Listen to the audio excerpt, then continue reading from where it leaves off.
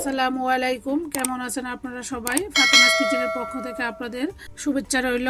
আজকে তৈরি করে দেখাবো গরুর মাংস দিয়ে খুবই সহজ পদ্ধতিতে হালিম রান্নার রেসিপি। বাজারের কেনা হালিম মিক্স দিয়ে তৈরি করব না, ঘরেই স্বাস্থ্যসম্মতভাবে কিভাবে হালিম মিক্স এবং হালিম মশলা তৈরি করে নিয়েছি সেটা দিয়ে আজকে হালিম তৈরি করে দেখাবো। আশা করি আমার আজকের রেসিপি আপনাদের ভালো লাগবে। এখানে আমি 1 কাপ হালিম মিক্স নিয়েছি এবং 4 টেবিল চামচ হালিম শাহি মশলা নিয়েছি।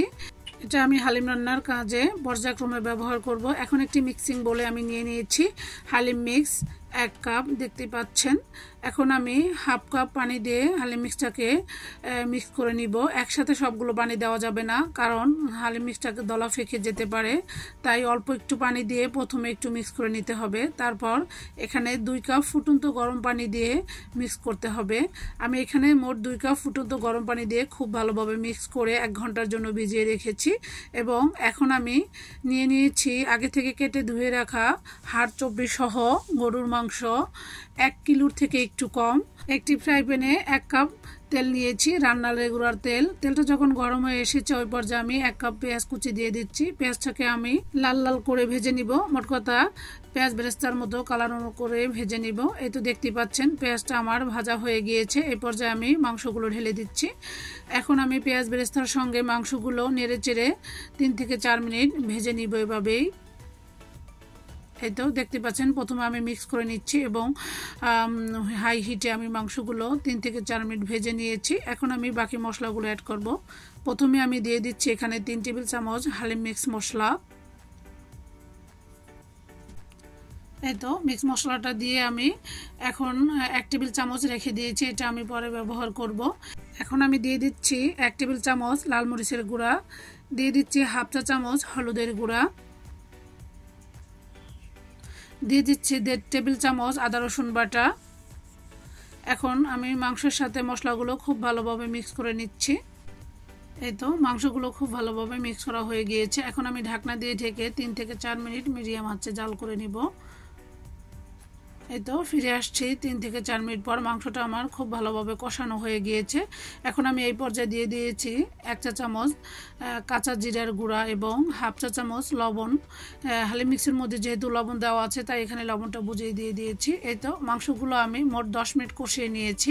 এরপরে আমি এখানে দিয়ে দিচ্ছি 2 কাপ ফুটন্ত মাংস। সেদ্ধ হওয়ার জন্য যতটুকু পানি লাগবে সেটাই বুঝে দিয়ে দিবেন। অনেকের মাংস খুব তাড়াতাড়ি সেদ্ধ হয়ে যায়, অনেকটা সেদ্ধ হতে দেরি লাগে, তাই সেটা বুঝেই পানিটা ব্যবহার করতে হবে। এই তো আমি মাংসটা পুরোপুরি সেদ্ধ হওয়া পর্যন্ত রান্না করেছি অফ ক্যামেরায় এবং মাঝে মাঝে আমি ঢাকনা উঠিয়ে মাংসটাকে নেড়ে চেড়ে দিয়েছি। মাংসগুলো আমার 80% সেদ্ধ হয়ে গিয়েছে। ওই যে আগে থেকে 1 ঘন্টা আগে হালিম মিক্সটা আমি গরম পানি দিয়ে ভিজিয়ে রেখেছি, এখন সেই মিশ্রণটা ঢেলে দিচ্ছি।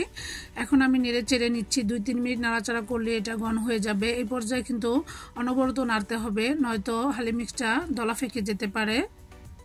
এই তো খুব ভালোভাবে 2-3 মিনিট নেড়ে চেড়ে এখন আমি দিয়ে দিচ্ছি ফুটন্ত গরম পানি। এখানে আমি 5 কাপ ফুটন্ত গরম পানি দিয়ে দিয়েছি, যেহেতু আমি হালিম মিক্সের পরিমাণটা একটু বেশি নিয়েছি। হালিম মিক্সের পরিমাণ বুঝেই পানিটা গরম করতে হবে এবং অবশ্যই ফুটন্ত গরম পানি ব্যবহার করতে হবে। আমি 2-3 মিনিটের জন্য ঢাকনা দিয়ে দিচ্ছি। এর মাঝে আমি ঢাকনা উঠিয়ে বারবার নেড়ে চেড়েও দিয়েছি। এই তো 2-3 মিনিট পর আমি ফিরে আসছি। আমার হালিম মিক্সটা ফুটে উঠেছে, দেখতেই পাচ্ছেন। এখন আমি নেড়ে দিচ্ছি। এই পর্যায়ে আমি আর কোনো ঢাকনা ব্যবহার করব না, অনবরত নেড়ে চেড়ে হালিমটাকে আমি রান্না করে নিব। এই হালিমটা রান্না করতে আমার 1 ঘন্টা 10 মিনিট সময় লেগেছে, কারণ আমি মিডিয়াম আঁচে রান্না করেছি পুরো রান্নাটা। আমি চেক করে দেখেছি হালিম মিক্সটা এখনও সেদ্ধ হয়ে যায়নি, তো আমি আরও নেড়ে চেড়ে সেদ্ধ হওয়া পর্যন্ত অপেক্ষা করব। এই তো দেখতে পাচ্ছেন আমার হালিম মিক্সটা একবারে সেদ্ধ হয়ে গিয়েছে। এখন আমি বাকি মশলাটুকু এখানে অ্যাড করে দিব। মশলাটুকু দিয়ে দিয়েছি। এখন আমি দিয়ে দিব 2 টেবিল চামচ পেঁয়াজ বেরেস্তা। এই পর্যায়ে পেঁয়াজ বেরেস্তা না দিলে সমস্যা নেই, আপনারা না চাইলে স্কিপ করে যেতে পারেন। আমার কাছে ভালো লাগে তাই আমি দিয়ে দিয়েছি।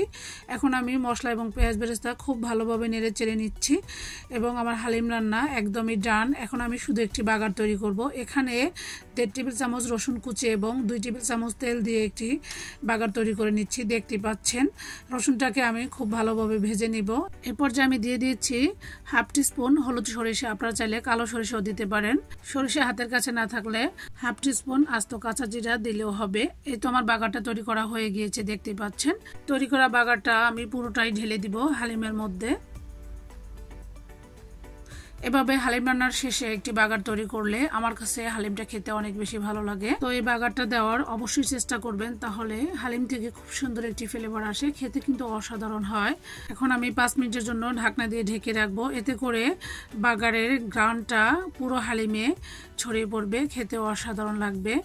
হালিমের উপরে ডেকোরেশনের জন্য আমি সবকিছু এখানে কেটে গুছিয়ে নিয়েছি। এখন আমি হালিমগুলোর সার্ভিং ডিশে ঢেলে সার্ভ করে নিচ্ছি। দেখতে পাচ্ছেন আমার হালিমগুলো কতটা লোভনীয় এবং ইয়ামি হয়েছে। কালারটাও অনেক বেশি মজার ছিল দেখতে। এই তো আমি একটু চামচ দিয়ে দেখিয়ে দিচ্ছি আমার হালিমের ঘনত্বটা পারফেক্টলি হয়েছে। এর সাথে পাতলা এবং এর সাথে ঘন করলে আমার কাছে একদমই ভালো লাগে না। তো আপনারা চাইলে আর একটু পাতলা করে রান্না করতে পারেন, তবে এর চাইতে ঘন করবেন না, তাহলে সেটা পাতলা খিচুড়ির আকারে পরিণত হয়ে যাবে। হালিমের উপরে প্রথমে আমি শসা কুচি দিয়ে, এখন আমি দিয়ে দিচ্ছি ধনিয়া পাতা কুচি। এখন আমি দিয়ে দিব 1 টেবিল চামচ আদা কুচি, একটু লম্বাটা করে কুচি করে নিয়েছি। আদা কুচি দিয়ে এখন আমি দিয়ে দিব পেঁয়াজ বেরেস্তা পরিমাণ মতো। এটা আমার দোকানের কেনা পেঁয়াজ বেরেস্তা ছিল। তো আমার রেসিপিটি কেমন লেগেছে অবশ্যই কমেন্ট করে জানাতে ভুলবেন না। পরবর্তী ভিডিও দেখার আমন্ত্রণ জানিয়ে আজকের মতো এখানেই বিদায় নিয়ে নিচ্ছি। সবাই ভালো থাকবেন। আল্লাহ হাফেজ।